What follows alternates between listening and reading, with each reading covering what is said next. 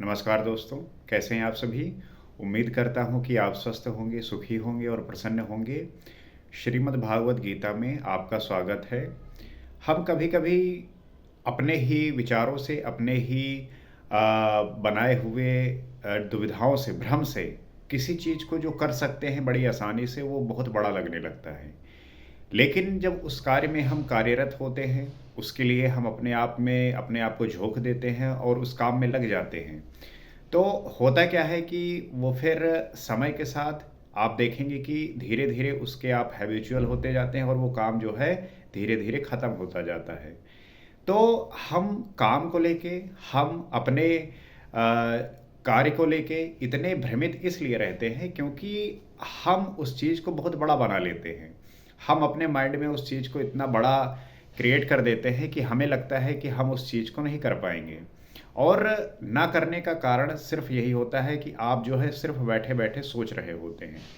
लेकिन जब आप उस पे काम करना प्रारंभ करते हैं तो वो जो कार्य जो है वो छोटा लगने लगता है और ये जब छोटा लगने लगता है कार्य, तब आप उस चीज़ में आपके लिए कॉन्फिडेंस आता है और फिर उसी तरह के कार्य आप बड़ी आसानी से कर पाते हैं। तो इस कार्य को करने के लिए, इस कार्य के लिए जो इनिशिएशन है अर्थात आप शुरू में जिस प्रकार से प्रारंभ करते हैं ये आवश्यक है। जब आप कोई कार्य प्रारंभ करते हैं, तो शुरुआत में जो है आपको गुस्सा आ सकता है, आपको क्रोध आ सकता है, लेकिन जब वो काम होने लगता है और उसका परिणाम आपको दिखने लगता है, चीज़ें धीरे-धीरे होने लगती हैं, तब आप ये पाते हैं कि जिन चीज़ों को लेके मैं इतना सोच रहा था, दरअसल ये बहुत छोटी हैं और इसे मैं आसानी से कर सकता हूँ।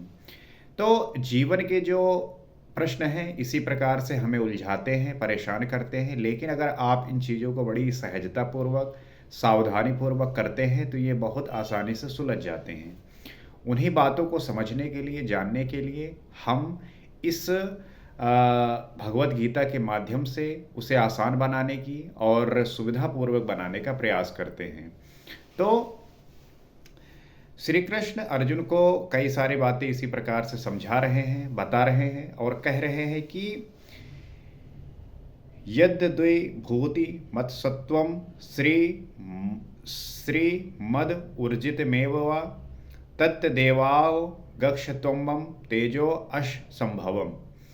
कहते हैं जो भी ऐश्वर्य युक्त, कांति युक्त और शक्ति युक्त वस्तुएं हैं उनको तू मेरे तेज के एक अंश मात्र से उत्पन्न हुआ जान। अर्थात जो ऐश्वर्य युक्त है, आप बहुत इस संसारी जीवन में देखते होंगे कि जो ऐश्वर्य से युक्त हैं, अर्थात जिनमें ये क्षमता है कि वो अपने प्रभाव से लोगों को आकर्षित करें, कांति युक्त हैं, उनके अंदर वो प्रकाश है, वो क्षमता है कि आपको जो है प्रकाशित कर सके, शक्ति युक्त है, शक्ति आपको मदद कर सकती है किसी भी कार्य में।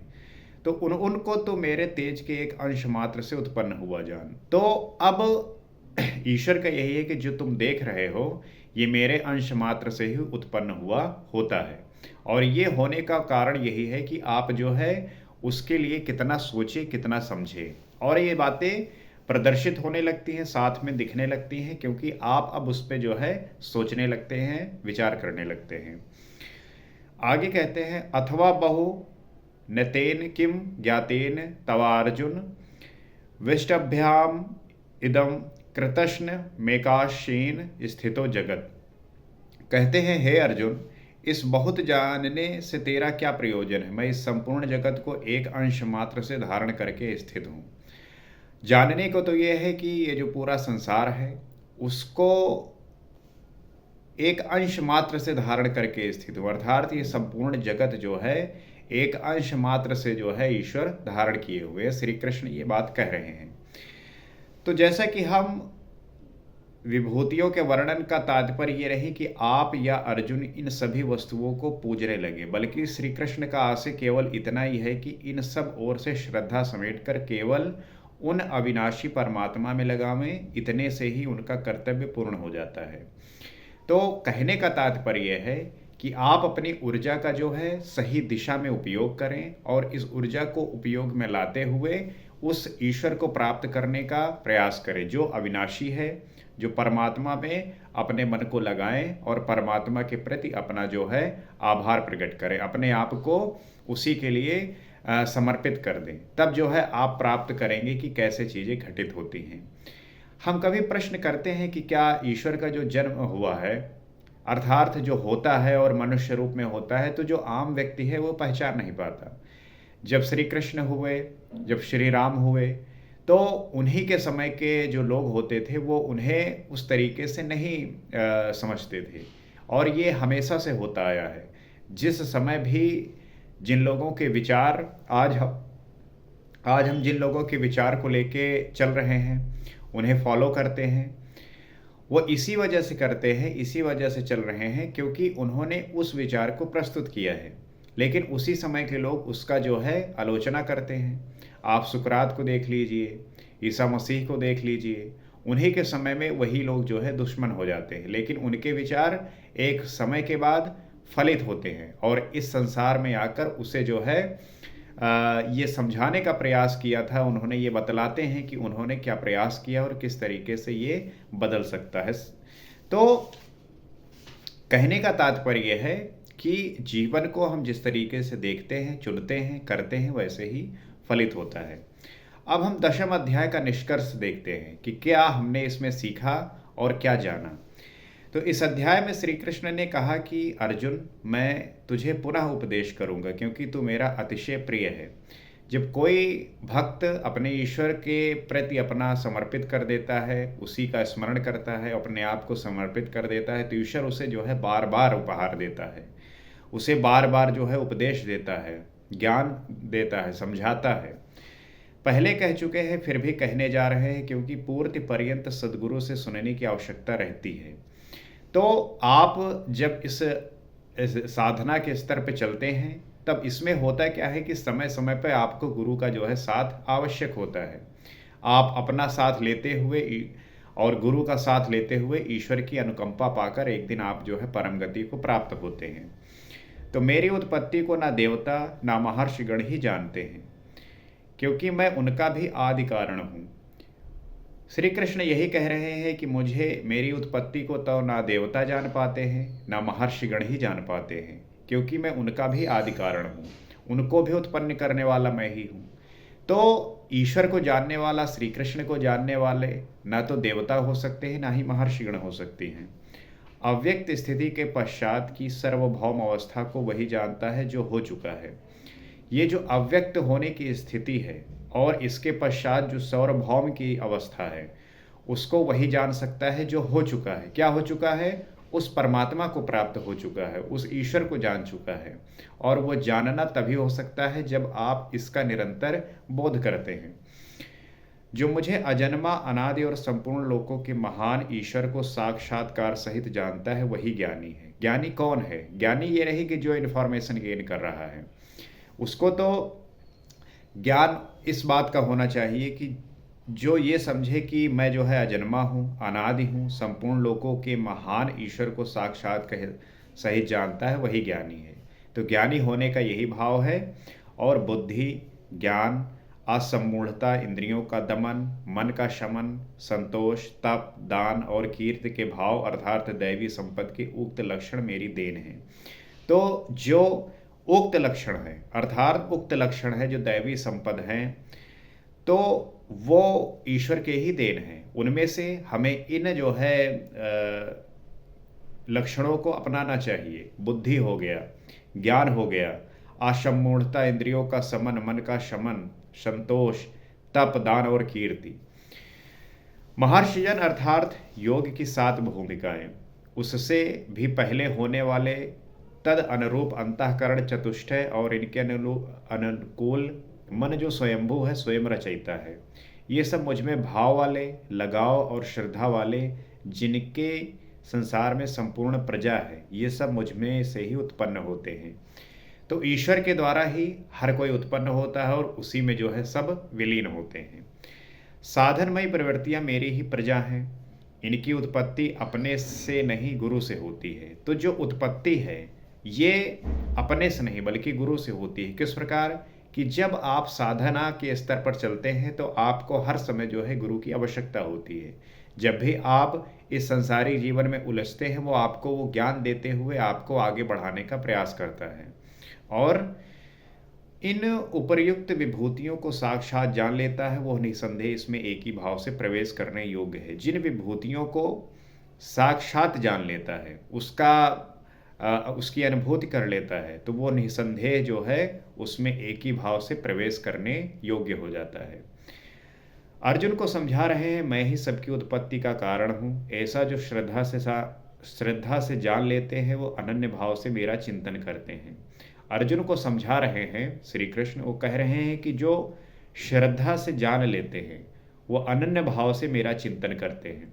और ये श्रद्धा उसी प्रकार से घटित होती है जहाँ पे उस व्यक्ति का जो स्मरण है वो सिर्फ ईश्वर के प्रति ही रह जाता है। निरंतर मुझ में मन, बुद्धि और प्राणों से लगने वाले होते हैं, आपस में मेरा गुण चिंतन और मुझ में रमण करते हैं। तो निरंतर जो है मन हो गया, बुद्धि और प्राण, इन सब का जो है उसमें लगा देते हैं और निरंतर मेरा गुण चिंतन और मुझ में ही रमण करते हैं। उन्हें निरंतर मुझसे संयुक्त हुए पुरुषों को मैं योग में प्रवेश कराने वाली बुद्धि प्रदान करता हूँ। और निरंतर जब वो मेरा भजन करते हैं, मेरा चिंतन करते हैं, तो उन लोगों को मैं योग में जो प्रवेश कराने वाली बुद्धि है उसको प्रदान करता हूँ। ये भी मेरी ही देन है, ये मेरे द्वारा ही घटित होता है। किस प्रकार बुद्धि योग देते हैं? तो अर्जुन आत्मभावास्थ, उनकी आत्मा में जागृत होकर खड़ा हो जाता हूँ और उनके हृदय में अज्ञान से उत्पन्न अंधकार को ज्ञान रूपी दीपक से नष्ट करता हूँ। तो प्रश्न ये उठता है कि बुद्धि योग देते कैसे हैं? तो वो यही कहते हैं कि आत्मा में जागृत होकर खड़ा हो जाता हूँ और उनके हृदय में अज्ञान से जो उत्पन्न हुआ अंधकार है उसको ज्ञान रूपी दीपक से जो है मैं नष्ट कर देता हूँ। अंधकार का अपना कोई भी अस्तित्व नहीं है। जैसे ही दीपक जलता है, सारा अंधकार स्वतः ही नष्ट हो जाता है। अर्जुन ने प्रश्न किया कि भगवान, आप परम पवित्र, सनातन, दिव्य, अनादि और सर्वत्र व्याप्त हैं, ऐसा महर्षिगण कहते हैं, तथा वर्तमान में देवर्षि नारद, देवल, व्यास और आप भी वही कहते हैं। ये सत्य भी है, आपको न देवता जानते हैं न दानव, स्वयं आप जिसे जना दे वही जान पाता है। तो ईश्वर की जिस पे कृपा होती है वही जान पाता है, अन्यथा कोई व्यक्ति कितना प्रयास करे, कहीं ना कहीं वो उसमें वो जो पाने की चाह थी उसके प्रति वो भटका रहता है। तो इसमें चाहे कोई देवता हो, दानव हो, चाहे कोई भी हो, लेकिन जिसकी कृपा आप पे होती है वही जो है आपको प्राप्त कर पाता है। तो आप ही अपनी विभूतियों को कहने में समर्थ हैं। अतः जनार्दन, आप अपनी विभूति को विस्तार से कहिए। पूर्ति पर्यंत इष्ट से सुनते रहने की उत्कंठा बनी रहनी चाहिए। तो जब साधक उस परमात्मा को प्राप्त कर लेता है, परम शांति को प्राप्त कर लेता है, लेकिन पूर्ति पर्यंत इष्ट से सुनते रहने की जो उत्कंठा बनी रहनी चाहिए, आगे के इष्ट के अंतराल में क्या है उसे साधक क्या जाने। इस पर योगेश्वर श्री कृष्ण ने एक एक करके अपनी प्रमुख विभूतियों का लक्षण संक्षेप में बताया। क्या बताया? जिनमें से कुछ तो योग साधन में प्रवेश करने के साथ मिलने वाले अंतरंग विभूतियों का चित्रण है। शेष कुछ समाज में रिद्धियों सिद्धियों के साथ पाई जाने वाली विभूतियों पर प्रकाश डाला और अंत में उन्होंने बल देकर कहा, अर्जुन, बहुत कुछ जानने से तेरा क्या प्रयोजन? इस संसार में जो कुछ भी तेज और ऐश्वर्य युक्त वस्तुएं हैं वो सब मेरे तेज के अंश मात्र स्थित हैं। आप देखेंगे कि बहुत सारे लोग जानने के लिए बहुत उतावले होते हैं कि मुझे सब कुछ जानना है, सब कुछ समझना है। ये अच्छी बात है, जानना अच्छी बात है, परंतु इस संसार में जो कुछ भी उत्पन्न है वो ईश्वर की ही देन है और उसको ईश्वर को जानने के बाद आप हर एक चीज़ को स्वतः ही जान जाते हैं। कहीं पे भी आपको कुछ जानने की आवश्यकता फिर नहीं बचती। वस्तुतः मेरी विभूतियाँ अपार हैं, ऐसा कहते हुए योगेश्वर ने इस अध्याय का पटाक्षेप किया है। तो हम इस अध्याय में श्री कृष्ण ने अपनी विभूतियों की जो बौद्धिक जानकारी दी, जिससे अर्जुन की श्रद्धा सब ओर से मिटकर एक इष्ट में लग जाए, इस प्रकार से। और सब कुछ सुन लेने और बाल की खाल निकालकर समझ लेने के बाद भी चलकर उसे जानना शेष ही रहता है। यह क्रियात्मक पथ है। तो सदैव जो है आप प्रयास करते रहते हैं, जानने की उत्कंठा रहती है और वो होनी भी चाहिए। तो इस प्रकार से वो जो शेष रहता है प्राप्त करने की, जानने की उत्कंठा जो है बनी रहनी चाहिए। सदैव आप जानते रहिए और ईश्वर के स्मरण करते रहिए। और इस अध्याय में योगेश्वर की विभूतियों का वर्णन किया गया कि ईश्वर जो है कहाँ पे विद्यमान है, किस प्रकार से विद्यमान है, इन सब के बारे में हमने समझा। तो यहीं पे हमारा जो 10वां अध्याय है वो खत्म होता है। ओम तत्सदिति श्रीमद्भागवत गीता सोपनिषस्तु ब्रह्म विद्यायाम योग शास्त्रे श्री कृष्ण अर्जुन संवादे विभूति वर्णनम नाम 10वां अध्याय समाप्त। हरि ओम तत्सत। तो हमने 10वां अध्याय जो है यहाँ पे समाप्त किया। धीरे धीरे हम हर एक चीज़ को टच कर रहे हैं, हर एक चीज़ को जान रहे हैं, और इस बात को जानते हुए एक दिन ऐसी अवस्था आएगी जहाँ पे हम ईश्वर के होने का और ईश्वर किस प्रकार से चीज़ें इस संसार में करता है, फलित होती हैं और कैसे जो है हमें सही दिशा में ले जाके हमारे जो अवगुण है उसको जो है दूर करता है और सद्गुणों को, सजाती प्रवृत्तियों को प्रवृत्त करता है। तो ये होना मात्र जो है इसी बात पर निर्भर करता है कि व्यक्ति जो है अपने योग, अपनी साधना, अपने ध्यान से साधे और उसको जो है अपने जीवन में आगे बढ़ाते हुए ईश्वर को प्राप्त करें। आशा करता हूँ कि बात आप समझे होंगे और समझकर इसका जो है चिंतन करेंगे, मंथन करेंगे, विचार करेंगे, और फिर आपको महसूस होगा, अनुभूति होगा कि आपके जीवन में परिवर्तन हो रहा है। और इस तरीके से हम इन बातों को समझ पाएंगे, जान पाएंगे। और हमारा जो उद्देश्य है, जो इस चैनल का उद्देश्य है कि हर एक व्यक्ति उन सब बातों को जान पाए जो गूढ़ हैं, जो रहस्य हैं, और जानकर अपने जीवन को सामान्यता और साधारणता ना व्यतीत करते हुए जीवन के उस ऊंचाइयों को प्राप्त करें, उपलब्धियों को प्राप्त करें जो असाधारण व्यक्तियों ने प्राप्त किए हैं। उन्होंने वो उस बात को जाना, ज्ञान को जाना, और मेरा उद्देश्य यही है कि आप भी जानें। तो आप इस चैनल से जुड़ सकते हैं, फॉलो कर सकते हैं, सब्सक्राइब कर सकते हैं, ताकि हम इसी तरीके से इन बातों को जानते हुए हर एक व्यक्ति तक पहुंच सके, उन तक ये बात को ले जा सकें, ताकि वो अपने जीवन में उस ऊंचाइयों को प्राप्त करें, अपने जीवन में आनंद का रस भर दें। इसी आशा के साथ अगले एपिसोड में आपके साथ हम फिर उपलब्ध होंगे। नमस्कार।